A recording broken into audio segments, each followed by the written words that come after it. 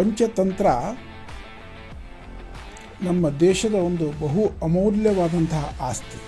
ಭಾರತ ಜ್ಞಾನಿಗಳ ನಾಡು ಅಂತ ಹೇಳ್ತಾರೆ. ಸಕಲಾರ್ಥ ಶಾಸ್ತ್ರ ಸಾರಂ ಜಗತಿ ಸಮಾಲೋಕ್ಯ ವಿಷ್ಣು ಶರ್ಮೇದಂ ತಂತ್ರೈಃ ಪಂಚರಭಿತೇಚ್ಛಕಾರ ಸುಮಮೋಹರಂ ಶಾಸ್ತ್ರಂ ಅಂತ. ಮೊಟ್ಟ ಮೊದಲು ಈ ಜ್ಞಾನದ ಪರಿಚಯ ಮಾಡಿಸಿದ್ದು ವೇದಗಳು. ಮನುಷ್ಯನ ಜೀವನ ನಿರ್ವಹಣೆಗೆ ಸಂಬಂಧಪಟ್ಟಂಥದ್ದೇನಿದೆ ಅದೆಲ್ಲವೂ ಅರ್ಥಶಾಸ್ತ್ರದಲ್ಲಿ ಬರುತ್ತೆ. ಇದು ತಂತ್ರಗಳಿಂದ ಕೂಡಿದಂತಹ ಈ ಕಥೆಯ ಗುಚ್ಛವೇ ಪಂಚತಂತ್ರ ಅಂತಾಗಿ ಅವತ್ತಿಂದ ಇವತ್ತಿನವರೆಗೂ ನಮ್ಮವರೆಗೂ ಬರುತ್ತೆ. ನಮಸ್ಕಾರ ವೀಕ್ಷಕರೇ, ಹೊಸ ದಿಗಂತ ಡಿಜಿಟಲ್ ಚಾನೆಲ್ನ ವಿಶೇಷ ಕಾರ್ಯಕ್ರಮಕ್ಕೆ ಸ್ವಾಗತ. ನಾನು Jyoti Dafedar. India is a land of stories. ನಮ್ಮ ಭಾರತದಲ್ಲಿ ಕಥೆಗಳು ವೇದಗಳ ಕಾಲದಿಂದಲೂ ಕೂಡ ಪ್ರಚಲಿತದಲ್ಲಿವೆ. ಅಷ್ಟೇ ಯಾಕೆ, ಚಿಕ್ಕವರಿರುವಾಗ ನಾವಾದ್ರೂ ಕೂಡ ಅಷ್ಟೇ ನಮ್ಮ ಅಜ್ಜ ಅಜ್ಜಿ ನಮ್ಮನ್ನ ಕಥೆಗಳನ್ನ ಹೇಳಿಯೇ ಮಲಗಿಸ್ತಿದ್ರು. ಕಥೆಗಳು ಅಂತ ಅಂದ ತಕ್ಷಣ ನಮಗೆ ಥಟ್ಟನೆ ಬರೋದು ಪಂಚತಂತ್ರ ಕಥೆಗಳು. ಈ ಪಂಚತಂತ್ರ ಕಥೆಗಳು ಒಂದಲ್ಲ ಒಂದು ಕಡೆ ಪ್ರಚಲಿತದಲ್ಲಿವೆ. ನಮ್ಮ ಜೀವನದಲ್ಲಿ ಒಂದಲ್ಲ ಒಂದು ಭಾಗದಲ್ಲಿ ಪಂಚತಂತ್ರ ಕಥೆಗಳ ಬಗ್ಗೆ ನಾವು ಕೇಳಿರ್ತೀವಿ. ಪಂಚತಂತ್ರ ಕಥೆಗಳು ಅಂದ ತಕ್ಷಣ ನಮ್ಗೆ ಅನ್ಸೋದೇನು ಅಂದ್ರೆ ಇದು ಮಕ್ಕಳ ಕಥೆನಾ ಅಂತ ಅನ್ಸುತ್ತೆ. ಹಾಗಾದ್ರೆ ನಿಜಕ್ಕೂ ಕೂಡ ಪಂಚತಂತ್ರ ಕಥೆಗಳು ಮಕ್ಕಳ ಕಥೆಗೆ ಮಾತ್ರ ಸೀಮಿತನ? ಇದರ ವ್ಯಾಪ್ತಿ ಏನು? ಇದನ್ನ ಅರ್ಥೈಸಿಕೊಳ್ಳೋದು ಹೇಗೆ? ಪಂಚತಂತ್ರ ಕಥೆಗಳು ಯಾವ ರೀತಿ ಜೀವನ ಮೌಲ್ಯವನ್ನ ಬೋಧಿಸುತ್ತೆ? ಏನಿದು ಪಂಚತಂತ್ರ ಕಥೆಗಳು ಅನ್ನೋದ್ರ ಬಗ್ಗೆ ಸವಿವರವಾಗಿ ವಿಸ್ತಾರವಾಗಿ ಮಾತನಾಡೋದಕ್ಕೆ ನಮ್ಮ ಜೊತೆಗೆ ಇದ್ದಾರೆ ಈ ವೇದಗಳಲ್ಲಿ ಸಾಕಷ್ಟು ಅಧ್ಯಯನ ಮಾಡಿ ಸಂಶೋಧನೆ ಮಾಡಿ ಪ್ರಾಕಾರ ಪಾಂಡಿತ್ಯವುಳ್ಳ ಹಾಗೂ ಸಾಕ್ಷಿ ಟ್ರಸ್ಟ್ನ ಮ್ಯಾನೇಜಿಂಗ್ ಟ್ರಸ್ಟಿ ಆಗಿರುವಂತಹ ಡಾಕ್ಟರ್ ರವಿ ಜಹಾಗಿರ್ದಾರ್ ಅವ್ರನ್ನ ಮಾತಾಡ್ಸೋಣ. ಮೊದಲನೇದಾಗಿ ಅವರನ್ನ ಕಾರ್ಯಕ್ರಮಕ್ಕೆ ಬರಮಾಡ್ಕೊಳ್ಳೋಣ. ಸರ್, ಕಾರ್ಯಕ್ರಮಕ್ಕೆ ಆತ್ಮೀಯ ಸ್ವಾಗತ. Sir, thank you. ಸರ್, ನಿಮ್ಮಿಂದ ಪಂಚತಂತ್ರ ಕಥೆಗಳ ಬಗ್ಗೆ ತಿಳ್ಕೊಳ್ಳೋ ಅವಕಾಶ, ವೀಕ್ಷಕರ ಜೊತೆಗೆ ನನಗೂ ಕೂಡ ಒಂದು ತಿಳ್ಕೊಳ್ಳುವಂಥ ಸುವರ್ಣ ಅವಕಾಶ ದೊರಕಿದೆ. ಪಂಚತಂತ್ರ ಕಥೆಗಳ ಬಗ್ಗೆ ನಾವು ಚಿಕ್ಕವರಿರುವಾಗ ಕೇಳಿರ್ತೀವಿ, ಅದರದ್ದು ವಿಜುವಲೈಸೇಷನ್ ಕೂಡ ನೋಡಿರ್ತೀವಿ. ಎಕ್ಸಾಕ್ಟ್ಲಿ ಪಂಚತಂತ್ರ ಕಥೆಗಳ ಬಗ್ಗೆ ಇತ್ತೀಚೆಗೆ ತುಂಬಾ ಚರ್ಚೆ ನಡೀತಾ ಇದೆ.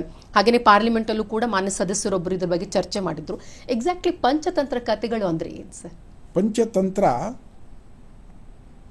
ನಮ್ಮ ದೇಶದ ಒಂದು ಬಹು ಅಮೂಲ್ಯವಾದಂತಹ ಆಸ್ತಿ. ಭಾರತ ಜ್ಞಾನಿಗಳ ನಾಡು ಅಂತ ಹೇಳ್ತಾರೆ. ಭಾ ಅಂದರೆ ಜ್ಞಾನ, ರಥ ಅಂದರೆ ಅದರಲ್ಲಿ ನಿರತರಾಗಿರೋರು ಅಂತ. ಸೊ ಭಾರತ ಅನ್ನುವ ದೇಶವೇ ಇದರಲ್ಲಿ ಜ್ಞಾನಕ್ಕೆ ಒಂದು ವಿಶೇಷವಾದಂತಹ ಪ್ರಾಶಸ್ತ್ಯ ಇದೆ ಮತ್ತು ಇದು ಜ್ಞಾನದ ನೆಲೆ ಕೂಡ ಹೌದು. ಸೊ ಮನುಕುಲಕ್ಕೆ ಮೊಟ್ಟ ಮೊದಲು ಈ ಜ್ಞಾನದ ಪರಿಚಯ ಮಾಡಿಸಿದ್ದು ವೇದಗಳು. ಇಂತಹ ನಾಡಿನಲ್ಲಿ ಇಂತಹ ಜ್ಞಾನದ ಅನೇಕ ಸ್ಟ್ರೀಮ್ಸ್ ಇದ್ದಾವೆ. ಸೊ ಇಂತಹ ಅಪಾರವಾದಂತಹ ಮೌಲಿಕವಾದಂತಹ ಜೀವನವನ್ನು ನಿರ್ಮಾಣ ಮಾಡುವಂತಹ ಮತ್ತು ಜೀವನಕ್ಕೆ ಒಂದು ರೀತಿಯಾದಂತಹ ಸುಖ, ನೆಮ್ಮದಿ, ಶಾಂತಿ ಇದನ್ನೆಲ್ಲ ಒದಗಿಸಬಹುದಾದಂತಹ ಜ್ಞಾನದ ಗಣಿ ಅಂತ ಹೇಳಿದ್ರೆ ಪಂಚತಂತ್ರ ಅಂತ ಹೇಳುತ್ತೆ. ತಾವು ಪರಿಚಯದಲ್ಲಿ ಹೇಳಿದ ಹಾಗೆ ಇವತ್ತು ಪಂಚತಂತ್ರ ಅನ್ನೋದನ್ನು ಅದನ್ನು ಮಕ್ಕಳ ಕಥೆಗಳು ಅಂತ ಈಕ್ವಲೈಸ್ ಮಾಡಿಕೊಟ್ಟಿದ್ದಾರೆ. ಪ್ರಾಣಿಗಳ ಕಥೆ ಅಂತೂ ಹೇಳ್ತಾರೆ. ಸೊ ರಮ್ಯ ಕಥೆಗಳು ಅಂತ ಹೇಳ್ತಾರೆ. ಸೊ ಈ ಕಾಮಿಕ್ಸಿಗೆ, ಮಕ್ಕಳ ಕಥೆಗಳಿಗೆ ಅಲ್ಲಿಗೆ ಈಕ್ವಲೈಸ್ ಮಾಡಿಟ್ಬಿಟ್ಟಿದ್ದಾರೆ ಪಂಚತಂತ್ರ ಕಥೆ. ಆದರೆ ಈ ಪಂಚತಂತ್ರ ಕಥೆ ಅಂತ ಅನ್ನೋದು ಪ್ರತಿಯೊಬ್ಬ ಮನುಷ್ಯನಿಗೆ ಚಿಕ್ಕ ಮಕ್ಕಳಿಂದ ಹಿಡಿದುಕೊಂಡು ಕೊನೆಯವರೆಗೂ ಎಲ್ಲರಿಗೂ, ಮಕ್ಕಳಿಗಿರ್ಬೋದು, ಯುವಕರಿಗಿರ್ಬೋದು, ಪ್ರೌಢರಿಗಿರಬಹುದು, ಎಲ್ಲರಿಗೂ ಕೂಡ ಅನ್ವಯ ಆಗುವಂತಹ ಕೆಲವು ಜೀವನ ಮೌಲ್ಯಗಳನ್ನು ತಿಳಿಸುವಂಥದ್ದು ಈ ಪಂಚತಂತ್ರ ಕಥೆಗಳಲ್ಲಿ ಇದೆ. ಸೊ ಇದು ಪಂಚತಂತ್ರ ಭಾರತದ ಒಂದು ಆಸ್ತಿ. ಆದರೆ ನಾವೆಲ್ಲರೂ ಇದನ್ನು ಇವತ್ತು ಇಂಥದ್ದು ಏನೋ ತುಂಬ ಕಳ್ಕೊಂಡ ರೀತಿಯಲ್ಲಿ ಪಂಚತಂತ್ರವನ್ನು ಕೂಡ ಕಳ್ಕೊಂಡಿದ್ದೀವಿ. ಸೊ ಅದು ಪುನಃ ಮತ್ತೆ ಮೇಲ್ಪಾತಳಿಗೆ ಬರಬೇಕು. ಆ ಕಥೆಗಳನ್ನು ನಾವು ತಿಳ್ಕೋಬೇಕು, ಅದರಲ್ಲಿನ ಪಾತ್ರಗಳನ್ನು ಅರ್ಥ ಮಾಡ್ಕೋಬೇಕು ಮತ್ತು ಅಲ್ಲಿ ಏನು ತಿಳಿಸಿದ್ದಾರೆ ನೀತಿ ಸಂಹಿತೆ ಇದೆ, ಆ ನೀತಿ ಸಂಹಿತೆಯೇ ತಿಳಿದುಕೊಂಡು ಅದರಂತೆ ನಡಿಬೇಕು. ಆಗ ಈ ಸಮಾಜದಲ್ಲಿ ಒಂದು ರೀತಿಯಾದಂತಹ ಸಾಮರಸ್ಯ ಮೂಡ್ತದೆ, ವ್ಯಕ್ತಿಯ ಜೀವನದಲ್ಲಿ ಆನಂದ ಕಾಣ್ತದೆ. ಸೊ ಅನೇಕ ಸಂಗತಿಗಳಿಂದ ಅವನು ದೂರ ಉಳಿದು ತನ್ನ ಮನಸ್ಸಿನ ನೆಮ್ಮದಿ ಮತ್ತು ಜೀವನದ ಸಮೃದ್ಧಿ ಕಂಡುಕೊಳ್ಳೋದಕ್ಕೆ ಪಂಚತಂತ್ರ ಸಹಾಯ ಆಗುತ್ತೆ. ಈ ಪಂಚತಂತ್ರ ಮಾಡಿದ್ದಕ್ಕೆ ಒಬ್ಬರು ಹಿಂದೆ ಹೇಳಿದ್ದಿದೆ. ಏನು ಹೇಳ್ತಾರೆ ಅವರು? ಸಕಲಾರ್ಥ ಶಾಸ್ತ್ರ ಸಾರಂ ಜಗತಿ ಸಮಾಲೋಕ್ಯ ವಿಷ್ಣು ಶರ್ಮೇದಂ ತಂತ್ರೈಃ ಪಂಚರಭಿತೇಚ್ಛಕಾರ ಸುಮಮೋಹರಂ ಶಾಸ್ತ್ರಂ ಅಂತ. ಅಂದರೆ ಇಡೀ ಈ ನೀವೇನು ಹೇಳ್ತೀರಿ ಅರ್ಥಶಾಸ್ತ್ರದ ಗುಟ್ಟು ಏನಿದೆ ಅದನ್ನೆಲ್ಲ ಒಂದು ಕಡೆಗೆ ತಂದು ಈ ಪಂಚತಂತ್ರದ ಕಥೆಗಳಲ್ಲಿ ವಿಷ್ಣು ಶರ್ಮಾ ಅದನ್ನು ರಚನೆ ಮಾಡೋದು ವಿಷ್ಣು ಶರ್ಮಾ. ಸೊ ಇದರೆಲ್ಲ ಹೆಣದಿಟ್ಟಿದ್ದಾರೆ ಅಂತ. ಸೊ ಪುನಃ ಇಲ್ಲಿ ಒಂದು ನಾವು ಎಚ್ಚರಿಕೆ ವಹಿಸಬೇಕಾಗಿದ್ದೇನೆಂದರೆ ಅರ್ಥಶಾಸ್ತ್ರ ಅಂತ ಹೇಳಿದರೆ ಇವತ್ತಿನ ದಿವಸ ಎಕಾನಾಮಿಕ್ಸ್ ಅಂತ ನಾವು ಹೇಳ್ತೀವಿ. ಅರ್ಥಶಾಸ್ತ್ರ ಅಂದರೆ ಭಾರತೀಯ ಪರಂಪರೆಯಲ್ಲಿ ಕೇವಲ ಎಕಾನಾಮಿಕ್ಸ್ ಅಲ್ಲ, ಇಡೀ ಜೀವನವನ್ನು ನಡೆಸ್ಕೊಂಡು ಹೋಗುವಂಥದ್ದು ಏನೇನು ಪ್ರಿನ್ಸಿಪಲ್ಸ್ ಇದ್ದಾವೆ, ಮೌಲ್ಯಗಳಿದ್ದಾವೆ, ಅದೆಲ್ಲವೂ ಅರ್ಥಶಾಸ್ತ್ರದಲ್ಲಿ ಬರುತ್ತೆ. ಎಲ್ಲಿವರೆಗೂ ಅಂತ ಹೇಳಿದರೆ ನೀವು ಆಧ್ಯಾತ್ಮಿಕಕ್ಕೆ ಹೋಗುವವರೆಗೂ, ಹೌದಾ, ಅಲ್ಲಿಯವರೆಗೂ ಏನೇನು ಬೇಕು ಮನುಷ್ಯನಿಗೆ, ಹಿಂದಿಯಲ್ಲಿ ಹೇಳ್ತಾರೆ ರೋಟಿ ಕಪಡಾ ಅವ್ರ ಮಕಾನ್. ಸೊ ಈ ರೋಟಿ ಕಪಡಾ ಮಕಾನ್ ಅಂದರೆ ಬರೀ ರೋಟಿ ಕಪಡಾ ಮಕಾನ್ ಅಲ್ಲ, ಅದು ಜೀವನ. ಜೀವನ, ಇಡೀ ಜೀವನದ ಒಂದು ಪರಿವ್ಯಾಪ್ತಿ ಏನಿದೆ ಅದನ್ನು ಹೇಳೋದಕ್ಕೆ ರೋಟಿ ಕಪಡಾ ಮಕಾನ್ ಅಂತ. ಅದ್ರ ಮಧ್ಯೆ there are so many things. Entertainment ಅಂತಿದೆ, ಸಂಬಂಧ ಅಂತಿದೆ, ಒಂದು ಕೆಲಸ ಅಂತಿದೆ, ಜವಾಬ್ದಾರಿ ಅಂತಿದೆ. ಇವೆಲ್ಲವೂ ಈ ರೋಟಿ ಕಪಡಾ ಮಕಾನ್ನಲ್ಲಿ ಬರೋ ಹಾಗೆ ಅರ್ಥಶಾಸ್ತ್ರ ಅಂತ ಹೇಳಿದ್ರೆ ಅದಕ್ಕೊಂದು ಡೈಮೆನ್ಷನ್.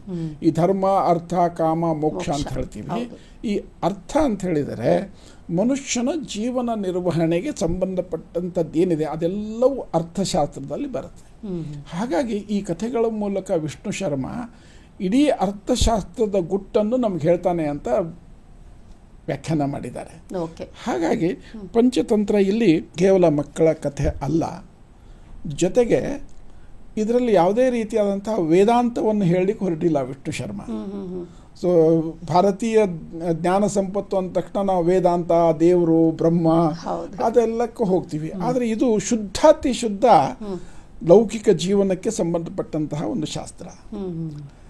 ಬಟ್ ಇಲ್ಲಿ ನಮ್ದೇನು ಇವತ್ತಿನ ದಿವಸ ಅನೇಕ ಶ್ರುತಿಗಳಿದಾವೆ. ಶುಕ್ರ ನೀತಿ ಅಂತ ಹೇಳ್ತೀವಿ, ಬೃಹಸ್ಪತಿ ಸೂತ್ರ ಅಂತ ಹೇಳ್ತೀವಿ, ಚಾಣಕ್ಯ ನೀತಿ ಅಂತ ಹೇಳ್ತೀವಿ, ರಾಮಾಯಣ, ಮಹಾಭಾರತ, ಭಾಗವತ, ಇವುಗಳಲ್ಲೆಲ್ಲ ಏನಿದೆ, ಇವುಗಳಲ್ಲೆಲ್ಲ ನಿಮ್ಗೆ ಏನು ಕಲಿಬೇಕು, ಇದೆಲ್ಲವನ್ನು ಅರ್ಥ ಮಾಡಿಕೊಳ್ಳೋದಕ್ಕೆ ಈ ಪಂಚತಂತ್ರ ನಿಮಗೆ ಸಹಾಯ ಮಾಡುತ್ತೆ ಅಂತ ಅನ್ನೋದು ನೀವು ಅದನ್ನು ಅಧ್ಯಯನ ಮಾಡಿದಾಗ ಅರ್ಥ ಆಗುತ್ತೆ. ಪಂಚತಂತ್ರ ಅಂದ್ರೆ ಪಂಚ, ಅದರಲ್ಲೇ ಒಂದಿದೆ 5 ತತ್ವಗಳು ಅನ್ನೋ ರೀತಿಯಲ್ಲಿ. ಇದನ್ನ ಇವಾಗ ಈಗಲೇ ಹೇಳಿದ್ರಿ ವಿಷ್ಣು ಶರ್ಮಾ ಅವ್ರು ಬರೆದಿದ್ದು ಅಂತ. ಹಿನ್ನೆಲೆ ಏನು ಸರ್ ಇದನ್ನು ಬರೆಯೋದಕ್ಕೆ ಕಾರಣ? ಪಂಚತಂತ್ರ ಕಥೆ ಆ್ಯಕ್ಚುಲಿ ಹಿಂದೆ ಒಬ್ಬ ರಾಜ ಇದ್ದ. ಆ ರಾಜನಿಗೆ 3 ಜನ ಮಕ್ಕಳಿದ್ರು. ರಾಜ ತುಂಬ ಧೈರ್ಯವಂತ, ಶೂರವಂತ, ಧರ್ಮ, ಜ್ಞಾನಿ, ಎಲ್ಲದರಲ್ಲೂ ಮುಂದೆ ಇದ್ದ. ಆದರೆ ಇವನಿಗೆ ಈ ಹುಟ್ಟಿದ್ರಲ್ಲ ಈ 3 ಜನ ಮಕ್ಕಳು, ಇವರು ಸ್ವಲ್ಪ ಬೆಳೆದಾದ್ಮೇಲೆ 10, 11, 12, 13 ವರ್ಷ ಆದಮೇಲೆ ರಾಜ ಗಮನಿಸಿದ್ದೇನೆಂದರೆ ಈ ಎಲ್ಲ ಮಕ್ಕಳು ತುಂಬ ದಡ್ರಿದ್ದಾರೆ.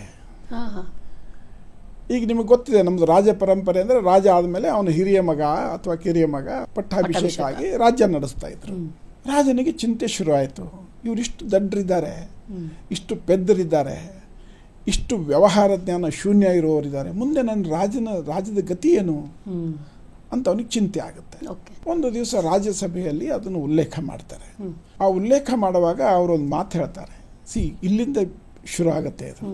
ಮನುಷ್ಯನಿಗೆ ಹುಟ್ಟಿದ ಮಗ, ಸತ್ತ ಮಗ, ದಡ್ಡನಾದಂತಹ ಮಗ, ಇವರೆಲ್ಲರಲ್ಲಿಯೂ ಕೂಡ ಅತ್ಯಂತ ಅನಪೇಕ್ಷಿತವಾದದ್ದು ಯಾವುದು ಅಂತ ಹೇಳಿದ್ರೆ ದಡ್ಡನಾಗಿರುವಂತಹ ಮಗ ಅಂತ. ಸತ್ತೋದ್ರೆ ಮಗ ಒಂದಷ್ಟು ದಿವಸ ಶೋಕ ಇರುತ್ತೆ, ದುಃಖ ಇರ್ತದೆ. ಮಗ ಹುಟ್ಟಿದರೆ ಅವನನ್ನು ಬೆಳೆಸುವ ಜವಾಬ್ದಾರಿ ಇರ್ತದೆ.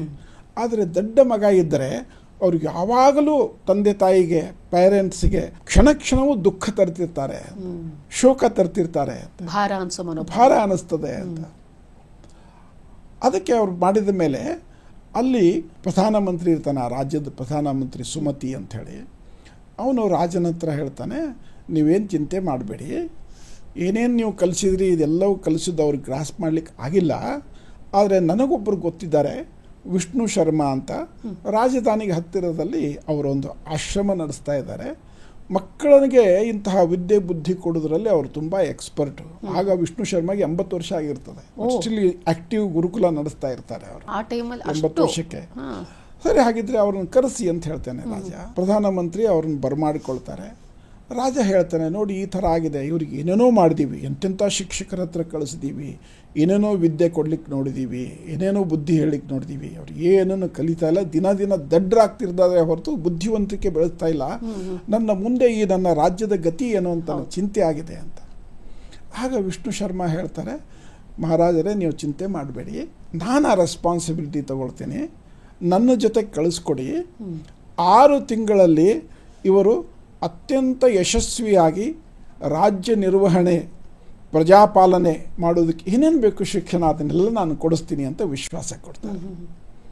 ಆಗ ರಾಜ ಹೇಳ್ತಾನೆ, ನೀವು ಇಷ್ಟು ಮಾಡಿ ಈ ಕೆಲಸ ಮಾಡಿದರೆ ನಿಮಗೆ ನಾನು 100 ಹಳ್ಳಿಗಳನ್ನು ಕೊಡ್ತೀನಿ ಅಂತ ಹೇಳ್ತಾರೆ. ಅದರ ಬದಲಾಗಿ ಫೀಸ್ ಅಂತ ಹೇಳಿ ಅವ್ರಿಗೆ ಬಹುಮಾನ, ಉಡುಗೊರೆ. ಆಗಿನ ಕಾಲಕ್ಕೆ ರಾಜರು ಉಡುಗೊರೆ ಕೊಡ್ತಿದ್ರು, ಸಂತೋಷ ಆದರೆ ದೇಶಕ್ಕೆ ಒಳ್ಳೇದು ಮಾಡಿದರೆ ಬಹುಮಾನ ಕೊಡ್ತಾ ಇದ್ರು. ನಿಮ್ಗೆ 100 ಹಳ್ಳಿಗಳನ್ನು ಕೊಡ್ತೀನಿ ಅಂತ, because it was a big task, ಸಣ್ಣದಲ್ಲ ಅದು. ಕರೆಕ್ಟ್. ಆಗ ವಿಷ್ಣು ಶರ್ಮಾ ಹೇಳ್ತಾರೆ, ನಾನು ಹಣ ಇತ್ಯಾದಿಗೋಸ್ಕರ ಗುರುಕುಲ ನಡೆಸೋಲ್ಲ, ನನ್ನ ವಿದ್ಯೆಯನ್ನು ನಾನು ಯಾವತ್ತೂ ಮಾರಾಟ ಮಾಡಿಲ್ಲ, ಪ್ರತಿಫಲವನ್ನು ಅಪೇಕ್ಷಿಸಿ ನಾನು ಯಾವುದೇ ವಿದ್ಯೆ ಬುದ್ಧಿ ಕೊಡೋದು ಸಿಸ್ಟಮ್ ಇಟ್ಕೊಂಡಿಲ್ಲ. ಆದರೆ ಇದು ನನ್ನ ಒಂದು ಪ್ರಜೆಯಾಗಿ, ಈ ದೇಶದ ಪ್ರಜೆಯಾಗಿ ಈ ದೇಶದ ಹಿತ ಕಾಪಾಡಬೇಕು, ನಮ್ಮ ರಾಜರ ಅಪೇಕ್ಷೆಯನ್ನು ಈಡೇರಿಸಬೇಕು, ಆ ಕಾರಣಕ್ಕಾಗಿ ನಾನು ಇದನ್ನೊಂದು ಚಾಲೆಂಜ್ ಅಂತ ತೆಗೆದುಕೊಂಡು ನಾನು ಈ ಕೆಲಸವನ್ನು ಮಾಡ್ತೀನಿ ಅಂತ ಅವರಿಗೆ ವಿಶ್ವಾಸ ಕೊಡ್ತಾರೆ. ಆಗ ಅವರನ್ನು ಕರ್ಕೊಂಡು ಹೋಗ್ತಾರೆ. ಮೊದಲು 1 ವಾರ ಇವ್ರಿಗೆ ಯಾವ ರೀತಿ ಜ್ಞಾನ ಕೊಟ್ಟರೆ ಇವರು ರಿಸೀವ್ ಮಾಡಬಲ್ಲರು, ಆಸಕ್ತಿ, ಮೊದಲನೇದಾಗಿ ಅವರಿಗೆ ಆಸಕ್ತಿನೇ ಇರಲ್ಲ, ಕಲಿಯುವುದರಲ್ಲಿ ಆಸಕ್ತಿ ಇರಲ್ಲ, ವಿಚಾರದಲ್ಲೂ ಕೂಡ ಕಲಿಸಿದ್ರೆ ಆಸಕ್ತಿನೇ ಇರಲ್ಲ. ಯಾವ್ಯಾವ ರೀತಿಯಲ್ಲಿ ಇವರು ನೇರವಾಗಿ ವೇದಾಂತ ಹೇಳಿಕೊಡ್ತಾರೆ, ಆಮೇಲೆ ಧನುರ್ವಿದ್ಯೆ ಹೇಳಲಿಕ್ಕೆ ನೋಡ್ತಾರೆ, ಆನಂತರ ನೀತಿಶಾಸ್ತ್ರ ಹೇಳಲಿಕ್ಕೆ ನೋಡ್ತಾರೆ, ಯಾವುದೂ ಇವರಿಗೆ ಆಸಕ್ತಿ ಇಲ್ಲ, ತಲೆಗೆ ಹೋಗೋಲ್ಲ ಮತ್ತು ಆಸಕ್ತಿ ಇಲ್ಲ. ಉಡಾಫೆ ರಾಜನ ಮಕ್ಕಳು. ಇವತ್ತಿನ ದಿವಸ ನಾವು ಅನೇಕ ಶ್ರೀಮಂತರ ಮಕ್ಕಳು ನೋಡ್ತೀವಿ, ಉಡಾಫೆ. ಆಮೇಲೆ 1 ವಾರ ಆದಮೇಲೆ ಇವ್ರಿಗೆ ಏನು ಮಾಡಬಹುದು ಅಂತ ವಿಷ್ಣು ಶರ್ಮಾ ಜ್ಞಾನಿಯೂ ಹೌದು, ಅವ್ರಿಗೆ ಇನ್ನೊಬ್ಬರದಲ್ಲಿ ಏನಿದೆ ಅಂತ ತಿಳ್ಕೊಳ್ಳೋ ಇಷ್ಟು 80 ವರ್ಷದ ಎಕ್ಸ್ಪೀರಿಯನ್ಸ್ ಇರುವಂಥವರು, ಇವ್ರಿಗೆ ಈ ರೀತಿ ಮಾಡಬಹುದು ಅಂತ ಮಾಡಿ ಅವರಿಗೆ ಪ್ರಾಣಿಗಳನ್ನು ಪಾತ್ರಧಾರಿಗಳನ್ನಾಗಿ ಮಾಡಿ ಕಥೆಗಳನ್ನು ಹೇಳುವ ಮೂಲಕ, ಕಥೆಯ ಮಧ್ಯದಲ್ಲಿ ಆ ಪ್ರಾಣಿಗಳೇ ಸಂಭಾಷಣೆ ಮಾಡಿದ ಹಾಗೆ, ಅಲ್ಲಿ ಬರುವಂತಹ ಪ್ರಸಂಗಗಳೇ ನೀತಿಯನ್ನು ಹೇಳುವ ಹಾಗೆ ಒಂದಿಷ್ಟು ಕಥೆಗಳನ್ನು ಹೇಳೋದು, ನಿತ್ಯ ಹೇಳಲಿಕ್ಕೆ ಶುರು ಮಾಡಿ 6 ತಿಂಗಳು ಅವರಿಗೆ ಕತೆ ಹೇಳಿ, ಅದರಲ್ಲಿ ಅವರಿಗೆ ರಾಜಧರ್ಮ ಅಂದರೆ ಏನು, ನೀತಿಶಾಸ್ತ್ರ ಅಂದರೆ ಏನು, ಆನಂತರ ಜೀವನ ನಿರ್ವಹಣೆಯ ತಂತ್ರಗಳು ಏನೇನು ಅದನ್ನೆಲ್ಲ ಸೇರಿಬಿಟ್ಟು ಇದನ್ನು ಪಂಚತಂತ್ರ ಅಂತ ಮಾಡಿದರು. ಅಂದರೆ ಜೀವನ ನಿರ್ವಹಣೆಗೆ ಒಂದಷ್ಟು ಪ್ರಿನ್ಸಿಪಲ್ಸ್ ಇರಬೇಕು. ಈ ಪ್ರಿನ್ಸಿಪಲ್ಸನ್ನು ಏನು ಮಾಡಿದ್ರು, ಯಾವುದೇ ಒಂದು ವಿಷಯ ನೀವು ಹೇಳಬೇಕಾದ್ರೆ ಒಂದು ಉದ್ದಕ್ಕೂ ಹೇಳೋ ಬದಲು, ಇವತ್ತು ನೀವು ನೋಡ್ತೀರಿ ಪೇಪರ್ಗಳಲ್ಲಿ, ಮ್ಯಾಗಝಿನ್ಗಳಲ್ಲಿ ಯಾವುದೋ ಒಂದು 5 ಪೇಜಿನ ಆರ್ಟಿಕಲ್ ಇದ್ದರೆ ಅದಕ್ಕೊಂದು ಶೀರ್ಷಿಕೆ ಅಂತ ಕೊಡ್ತೀವಿ, ಆನಂತರ ಅದರ ಮಧ್ಯೆ ಸಬ್ ಹೆಡ್ಡಿಂಗ್ಗಳನ್ನು ಕೊಡ್ತೀವಿ, ಆ ಸಬ್ ಹೆಡ್ಡಿಂಗ್ಗಳ ಮಧ್ಯೆಗೆ ಇನ್ನಷ್ಟು ಸಬ್ ಹೆಡ್ಡಿಂಗ್ಗಳನ್ನು ಕೊಡ್ತೀವಿ. So to draw the attention of the reader and hold the attention of the reader, ಇದು ಡಿವೈಡ್ ಮಾಡು. ಇದು ಉದ್ದಕ್ಕೂ ಒಂದೇ ಹೇಳಿದರೆ 5ನೇ ಪ್ಯಾರಾನೋ 6ನೇ ಪ್ಯಾರಾನೋ ಓದ್ಲಿಕ್ಕೆ ಬಂದಾಗ ಏನು ಹಿಂದಿನ ಲಿಂಕ್ ಆಗಲ್ಲ. ಅದಕ್ಕೆ ಮತ್ತು ಇಲ್ಲಿ ಈ ಭಾಗದಲ್ಲಿ ನಾನು ಏನು ಹೇಳ್ತಿದ್ದೀನಿ, ಈ ಭಾಗದಲ್ಲಿ ಏನು ಹೇಳ್ತಿದ್ದೀನಿ, ಈ ಭಾಗದಲ್ಲಿ ಏನು ಹೇಳಿದೆ ಅದನ್ನು ಲಿಂಕ್ ಮಾಡೋದಕ್ಕೋಸ್ಕರ ಅದನ್ನು ಭಾಗ ಮಾಡಬೇಕು. ಅದಕ್ಕೆ ಏನು ಮಾಡೋದು ವಿಷ್ಣು ಶರ್ಮಾ, 5 ತಂತ್ರಗಳು, ಪಂಚ ಅಂದರೆ 5 ತಂತ್ರಗಳು. ಅದರಲ್ಲಿ ಮೊದಲನೇದು ಮಿತ್ರಭೇದ, ಮಿತ್ರ ಪ್ರಾಪ್ತಿ, ಕಾಕೋಲುಕೀಯ, ಲಬ್ಧ ಪ್ರಣಾಶ, ಆನಂತರ ಅಪರೀಕ್ಷಿತ ಕಾರಕ ಅಂತ ಈ 5 ತಂತ್ರಗಳನ್ನು ಮಾಡಿದ. ಸೊ ಈ 5 ತಂತ್ರಗಳ ಮೂಲಕ ಅವ್ರಿಗೆ ಏನೇನು ಬೇಕೋ ಅದನ್ನೆಲ್ಲ ಅವನು ತಿಳಿಸಿಕೊಡ್ತಾ ಹೋದ. ಈ 5 ತಂತ್ರಗಳಿಂದ ಕೂಡಿದಂತಹ ಈ ಕಥೆಯ ಗುಚ್ಛವೇ ಪಂಚತಂತ್ರ ಅಂತಾಗಿ ಅವತ್ತಿಂದ ಇವತ್ತಿನವರೆಗೂ ನಮ್ಮವರೆಗೂ ಬಂದಿದೆ. ಇದು ಅದರ ಬ್ಯಾಕ್ಗ್ರೌಂಡ್. ಅಂದ್ರೆ ಪಂಚತಂತ್ರ ಅಂತ ಹೇಳೋದು ಒಂದು ಕಥೆಗಳ ಮೂಲಕ ನಮಗೆ ಜೀವನ ನೀತಿಯನ್ನು ಬೋಧಿಸೋದು. ಎಕ್ಸಾಕ್ಟ್ಲಿ, ನಾನು ಮೊದಲೇ ಹೇಳಿದ ಹಾಗೆ ನಾವು ನೆನಪಿಟ್ಕೊಂಡಿರ್ಬೇಕು, ಇದರಲ್ಲಿ ವೇದಾಂತ, ದೇವರು, ಧರ್ಮ ಅದೇನು ಬರಲ್ಲ. ನಿಮಗೆ ಜೀವನಕ್ಕೆ ಏನು ಬೇಕೋ ಅದು ಇದರಲ್ಲಿ ನೇರವಾಗಿ ಬರುತ್ತೆ. ಕಥೆಗಳು ತುಂಬಾ ಬೇಗ ನಮ್ಮನ್ನ ಇದು ಮಾಡುತ್ತಲ್ವ ಸರ್? ಮಕ್ಕಳಿಂದ ಮುದುಕರವರಿಗೆ ಎಲ್ಲರಿಗೂ ಕಥೆಗಳು ಇಷ್ಟ. ಹೌದು, ಖಂಡಿತ. ಕಥೆ ನನಗೆ ಬೇಡ ಅಂತ ಹೇಳಿದವ್ರು ಯಾರು ಇಲ್ಲ. ಹೌದು. ಆದರೆ ಕತೆ ಹೇಳಬೇಡ ಅಂತ ಹೇಳ್ತಾರೆ. ಕತೆ ಹೇಳಬೇಡ ಅಂದ್ರೆ ಸುಳ್ಳು ಹೇಳಬೇಡ ಅಂತ. ಈ ವ್ಯಾವಹಾರಿಕ ಇದರಲ್ಲಿ ಬರುವಾಗ ನೀನು ಕತೆ ಭಾರಿ ಕತೆ ಹೇಳ್ತಾನೆ ಅವನು. ಕತೆ ಹೇಳೋದು ಅಂತ ಹೇಳಿದ್ರೆ ಏನಂದ್ರೆ ನಿನ್ನ ಹಿಡಿದಿಟ್ಕೊಳ್ಳೋದಕ್ಕೆ ಒಂದಷ್ಟೆಲ್ಲ ಸೃಷ್ಟಿ ಮಾಡೋದು. ಸುಳ್ಳು ಅಂತಲ್ಲ, ಸುಳ್ಳು ಅಂತೂ ನೀವು ಹೇಳಿಕ್ಕಾಗಲ್ಲ, ಆದರೆ ಇಲ್ಲದನ್ನು ಹೇಳೋದು ಕತೆ ಅಂತ. ಕಥೆಗಳಲ್ಲಿ ಅನೇಕ ಇದ್ದಾವೆ. ಈಗ ನಾವು ಫೇಬಲ್ಸ್ ಅಂತ ಪ್ರಾಣಿ ಕಥೆಗಳಂತ ಹೇಳ್ತೀವಿ, ನೀತಿ ಕಥೆಗಳಂತ ಹೇಳ್ತೀವಿ, ಜಾನಪದ ಕಥೆಗಳಂತ ಹೇಳ್ತೀವಿ, ರಮ್ಯ ಕಥೆಗಳಂತ ಹೇಳ್ತೀವಿ. ಒಂದೊಂದು ಬಗೆಯ ಕಥೆಗಳಿಗೂ ಅವುಗಳದೇ ಆದಂತಹ ಉದ್ದೇಶ ಇದೆ. ಸೊ ಈ ಪಂಚತಂತ್ರ ಕಥೆಗಳು ಫೇಬಲ್ಸ್ ಅಂದರೆ ಪ್ರಾಣಿ ಕಥೆಗಳು ಅದರ ಇದಕ್ಕೆ ಬರುತ್ತೆ. ಮತ್ತು ಈ ಪ್ರಾಣಿಗಳನ್ನು ತೆಗೆದುಕೊಂಡಿರೋದ್ರಿಂದಲೇ ಇದಕ್ಕೆ ಒಂದು ಮೂರ್ತ ಸ್ವರೂಪ ಬಂದಿದೆ. ಈಗ ನಾನು ಯಾವುದೋ ಒಂದು ನೀತಿ ಸೂತ್ರ ಹೇಳ್ತೀನಿ, ಒಬ್ರಿಗೆ ಯಾರಿಗೂ ಹೇಳ್ತೀನಿ, ನೀನು ಕಳ್ಳತನ ಮಾಡಬೇಡ, ಸುಳ್ಳು ಹೇಳಬೇಡ, ತಂದೆ ತಾಯಿಯನ್ನು ಗೌರವಿಸು, ಈ ರೀತಿ ಹೇಳ್ತಿದ್ರೆ ಆಸಕ್ತಿ ಬರಲ್ಲ. ಕರೆಕ್ಟ್. ಅದಕ್ಕೇನೋ ಒಂದಷ್ಟು ಪಾತ್ರಗಳನ್ನು ಯಾವುದೋ ಒಂದು ಪ್ರಾಣಿ ಏನೋ ಒಂದು ಹೇಳುತ್ತೆ, ಇನ್ನೊಂದು ಪ್ರಾಣಿ ಅದ್ರ ಜೊತೆಗೆ ಮಾತಾಡುತ್ತೆ, ಮತ್ತೊಂದು ಪ್ರಾಣಿ ಬಂದುಬಿಟ್ಟು ಇನ್ನೊಂದಿಷ್ಟು ಸಂಭಾಷಣೆ ನಡೆಸುತ್ತೆ. ಕೊನೆಗೆ the outcome is some principle, ಒಂದು ಮೌಲ್ಯ. ಹಾಗೆ ಇದು ಅದನ್ನೇನು ಮಾಡಿದ ವಿಷ್ಣು ಶರ್ಮಾ ಇವರಿಗೆ ಹೇಳಿ ಬುದ್ಧಿವಂತಿಕೆ. ಮತ್ತು ಇಲ್ಲಿನ ಬ್ಯೂಟಿ ಏನಂತ ಹೇಳಿದ್ರೆ, ಈ ಪಂಚತಂತ್ರ ಕಥೆಗಳು ದೇ ಹ್ಯಾವ್ ಪ್ರೂವ್ಡ್ ಈ 3 ಜನ ರಾಜಕುಮಾರನ್ನು ಬುದ್ಧಿವಂತರನ್ನಾಗಿ ಮಾಡಿ ಅವರು ಸಮರ್ಥ ಆಡಳಿತಗಾರರು, ಯೋಗ್ಯ ಪ್ರಜಾಪಾಲಕರು ಮತ್ತು ಯಶಸ್ವಿ ಜೀವನ ನಡೆಸಿದವರು ಅಂತ ಹೆಸರುವಾಸಿಯಾದರು. ಹಾಗಾಗಿ Panchatantra is proven that it can teach something and it can deliver the message to the most unintelligent. ತೀರಾ ಪೆದ್ದ ಅಂತ ಇರುತ್ತೆ ಅಂಥವನಿಗೂ ಉಪಯೋಗ ಆಗುತ್ತೆ ಅಂತ ಪ್ರೂವ್ ಆಗಿದ್ದಿದೆ ಅಲ್ವಾ. ಒಂದು ಕಥೆಗಳ ಮೂಲಕ ಜೀವನನೂ ಕೂಡ ಬದಲಿಸಬಹುದು ಅನ್ನೋದಕ್ಕೆ ಪಂಚತಂತ್ರ ಸಾಕ್ಷಿ. ಸರಿ, ಪಂಚತಂತ್ರ ಎಷ್ಟು ಹಳೇದು? ಈ ಹಳೆ ಕಥಾ ಗ್ರಂಥವನ್ನು ಈಗಿನ ಜನ್ರೇಷನ್, ನಿಮ್ಗೆ ಗೊತ್ತಿರುತ್ತೆ, ಈಗಿನ ಜನ್ರೇಷನ್ ಕೆಲವು ಕ್ವಶನ್ ಮಾಡೋರು ತುಂಬ ಇರ್ತಾರೆ. ಹಳೆ ಕಥೆ ನಾವು ಯಾಕೆ ಓದಬೇಕು ಅಂದರೆ ತುಂಬ ಜನ ಅಂತಲ್ಲ, ಕೆಲವರು ರಾಮಾಯಣ ಯಾಕೆ ಓದಬೇಕು, ಮಹಾಭಾರತ ಯಾಕೆ ಓದಬೇಕು, ಈ ರೀತಿ ಕ್ವಶನ್ ಮಾಡೋರು ತುಂಬ ಜನ ಇರ್ತಾರೆ. ಈಗ ಹಳೆ ಕಥಾ ಗ್ರಂಥ ಈಗ ಎಷ್ಟು ಪ್ರಸ್ತುತ ಅಂತ? ಪಂಚತಂತ್ರ ಸಂಶೋಧನೆ ಪ್ರಕಾರ 2000 ವರ್ಷಗಳ ಹಿಂದಿಂದ.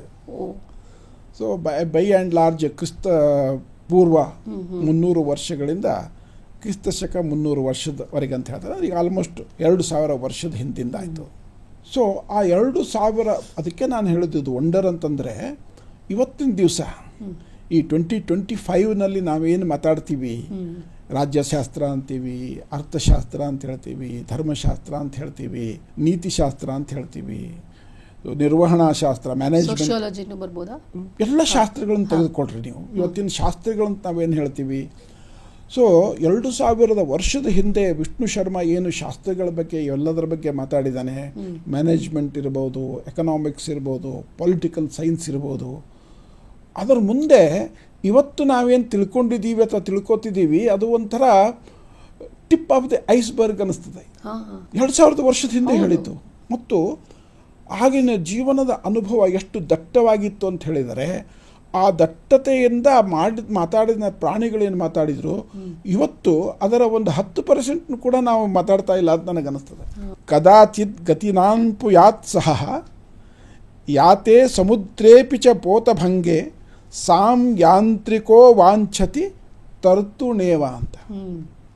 ಇದು ಒನ್ ಆಫ್ ದಿ ಶ್ಲೋಕಾಸ್. ಅಂದರೆ ನಾನು ನಿಮಗೆ ಎಷ್ಟು ಡೀಪ್ ಹೋಗಿದೆ ಪಂಚತಂತ್ರ ಇದನ್ನು ಮಾರಲ್ ಎಜುಕೇಷನ್ ಕೊಡೋದ್ರಲ್ಲಿ ಮತ್ತು ಈ ಲೋಕ ವ್ಯವಹಾರ ತಿಳಿಸೋದ್ರಲ್ಲಿ ಅಂತ. ಏನು ಹೇಳುತ್ತೆ, ಪ್ರತಿಕೂಲ ಸಂದರ್ಭದಲ್ಲಿಯೂ ಕೂಡ ಧೈರ್ಯವನ್ನು ಕಳೆದುಕೊಳ್ಳಬಾರ್ದು ಅಂತ.